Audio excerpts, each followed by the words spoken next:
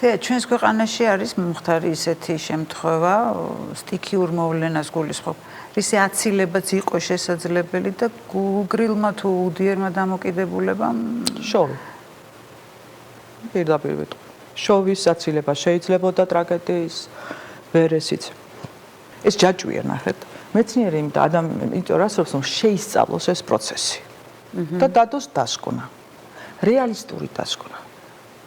ეს მეცნიერები უნდა გადამოწმდნენ, იმიტომ მე ყოფს მართალი არა ვარ ეგ. მე კი მინდა ვიყო, მე ხომ აი ცუდი როგორ გითხრათ, мотиваცია ცუდი ნამდვილად შეიძლება არ მქონდეს და მინდა რომ კარგი გავაკეთო, მაგრამ შეცდომა ყველას მოხდეს. მეცნიერსაც, ექიმსაც, ხომ? ამიტომ სისტემა ასეთი. მაგალითად, კანადაში ხო კარგად ვიცნობ თქვა კანადის ამ სისტემას სამშობლოს. ერთი დასკვნა, როდესაც კეთდება, მეორე მეცნიერი ამ დასკვნას ამოწმებს. მეორე კი არა, მესამე, მეოთხე კანონი ავალდებულებს ამას. ის კი არ არის რომ მე თქვენში ეწვი მეპარება, არა, მე შეიძლება თქვენ შეიძლება შეცდომა გაგეპაროთ.